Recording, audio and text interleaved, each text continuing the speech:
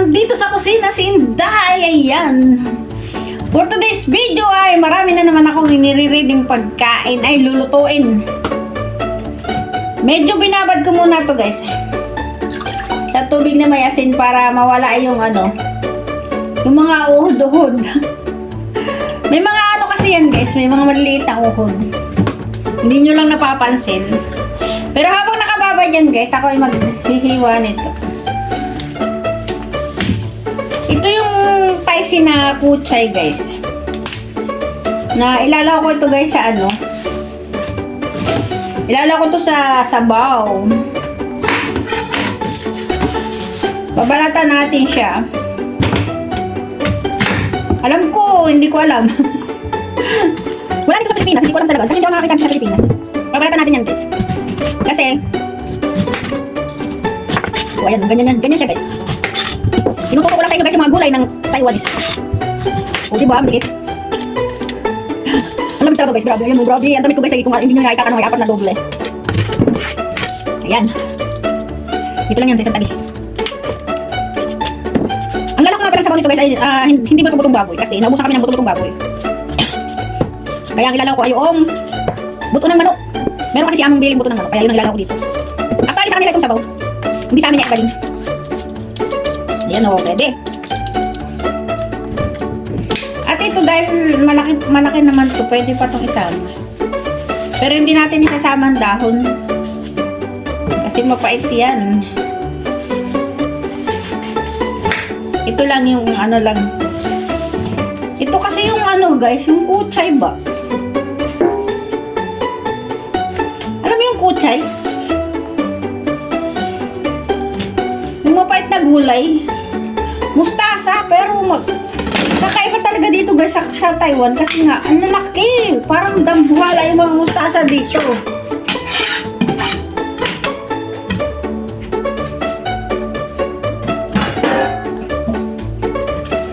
Parang mga dambuhala yung mustasa. Allah. Kung hindi mo na itatanong, ang dami kong dito, nakababad na gulay. Tingnan nyo guys, dami ko nakababad na gulay. Eh, wag na. Kasi ang gulo ng banda dun. Tapos guys, lalaw natin yan. Malaking karot. Lilinisin natin malaking karot.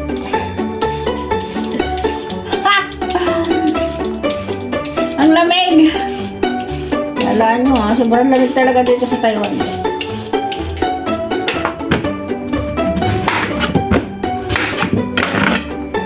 Kaya feeling nyo sobrang taba ko kasi nga 4 ang suot na damit.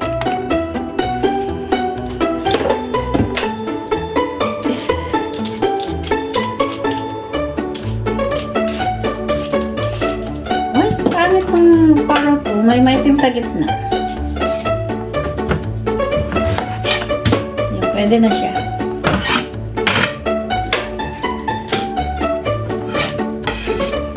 Ang gagawin ko guys, i-ready ko muna lahat bago ako magluto. Ito nga pala guys, so ni-ready ko na din ito. Ito yung Shen-e ng Taiwan. Alam mo yung Shen-e? Maalat na isda. Yung idadaing nila tapos ipaplastic na ganun. Parang daing talaga siya na hindi pinatuyo. Kakaiba hindi kagaya sa atin na pag dinaing mo yung isda, patutuyuin. Dito hindi. Dadaingin siya, tapos ibabad siyempre sa maalat na asin. Tapos saka ilalagay sa plastic, tapos yun na nila yan, ibibenta. Tapos ito yung balat ng yung dahon ng lalahukan ko ng itlog. Ano ba yun? Dahon ng sinsay. Yan ipiprito ko sa itlog na 2. Diba? Mautak talaga, no? Pero habang nakababad yung tubig ko, ay yung aking gulay na ichay, lilinisin muna natin ito kasi babalatan natin ito isa-isa. Alay, bakit Kahit nandito na agad ako, hindi ko pa nahihiwa yun. Okay lang yan. Step by step matatapos ko din ito. Ang pagtatrabaho bilang isang OFW ay napakadali lang dito sa Taiwan. Yung kagaya ko ha. Kasi dalawa kaming Pilipina dito. Ang trabaho talaga namin, caregiver. At dahil dalawa nga kami, salitan kami sa trabaho. Pero ako nakatuka talaga sa kusina. Mas gusto ko sa kusina kasi para marami pa akong matutunan sa pagluluto sa kusina. Ayan, yun na yung paborito kong trabaho sa kusina. Pero pagdating sa alaga, ako talaga nag-aalaga. Kaya lang, ngayon, habang ako may trabaho dito, syempre yung kasama ko, siya ang nagbabantay. Tapos, ayun, siya rin nagpapakain. Parang salitan lang kami. Ganun. Kaya, sobrang blessed namin dalawa dito.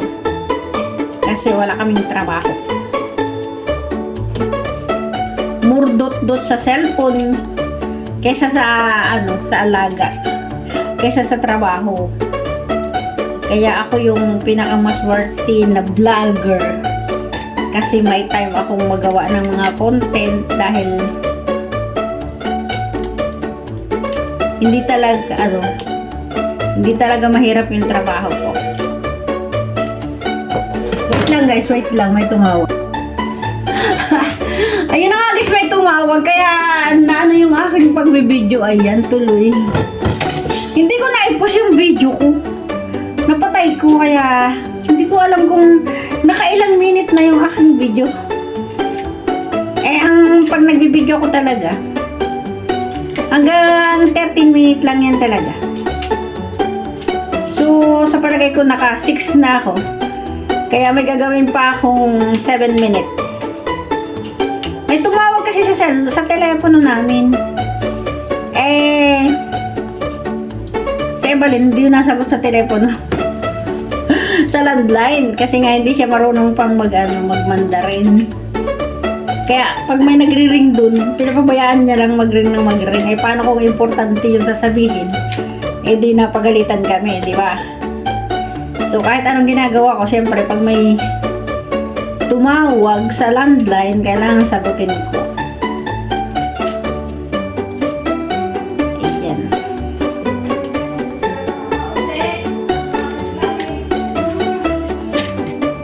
Tatawa ko yung Evelyn, nakatindig lang, pinapanood lang niya, nagri-ring yung landline.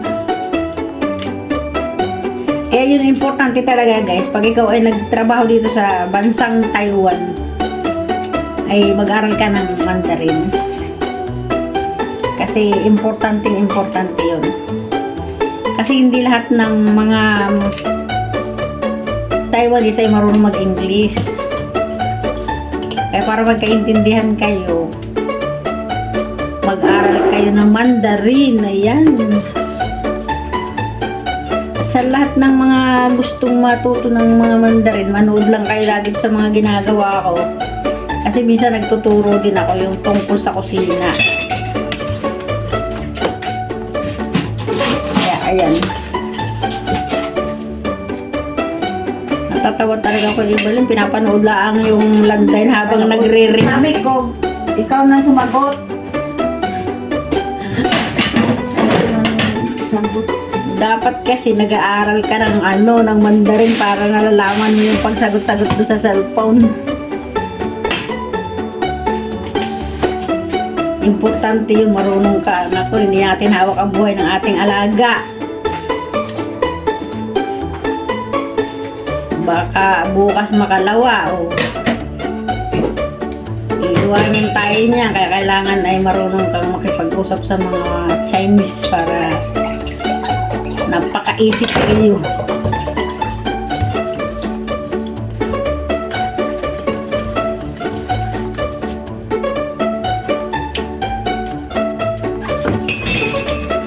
Ayan, tapos na!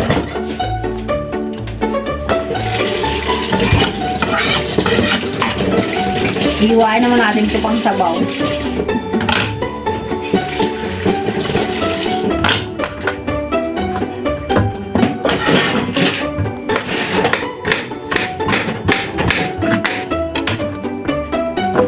Ganyan lang paghihiwa para sa sabaw.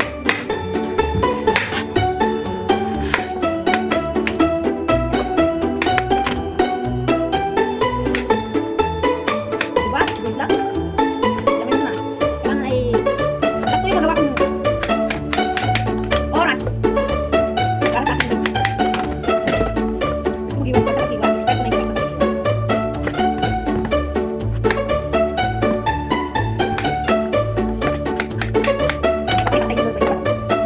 guys. Tapos ang ko lang yan, luya. Minsan kasi nakabukod kasi yung pagluluto ko saka yung pagbibideo ko. Kaya ang ipinapakita ko lang sa inyo yung pagpiprepare ng aking lulutuin. Kaya inihiwalay ko na doon sa yung pagluluto ko na doon sa page ko na food highlight. Ang bilis oh! Ang bilis. Wait lang guys.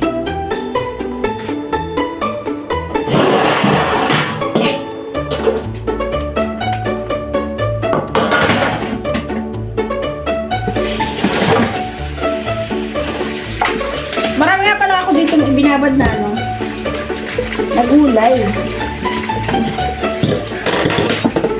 Kailangan kasi guys, babad na babad yung gulay.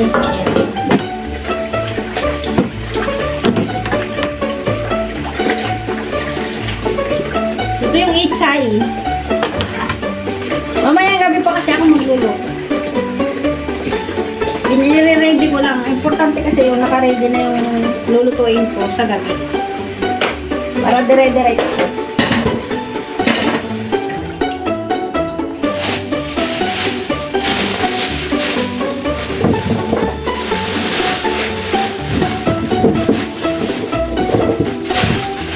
Babing kalat ng kuhin.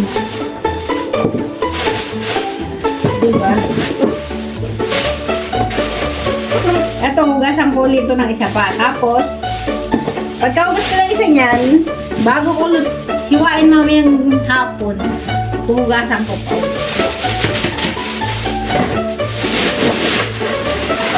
So, yan, isang hugas na lang guys.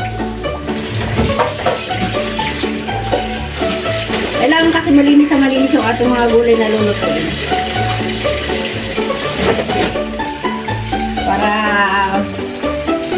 hindi delikado sa ating kalusugan.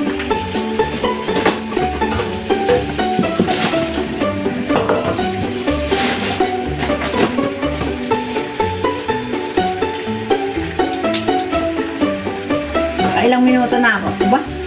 Sobra na!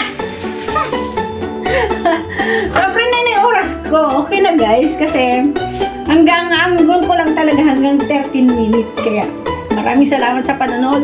At yung pagluluto ko guys ay makikita nyo lang yan sa aking food highlight. Meron akong pins na food highlight na doon lahat ng aking niluluto. Kaya maraming salamat sa panonood. Sana may natutunan kayo. Bye!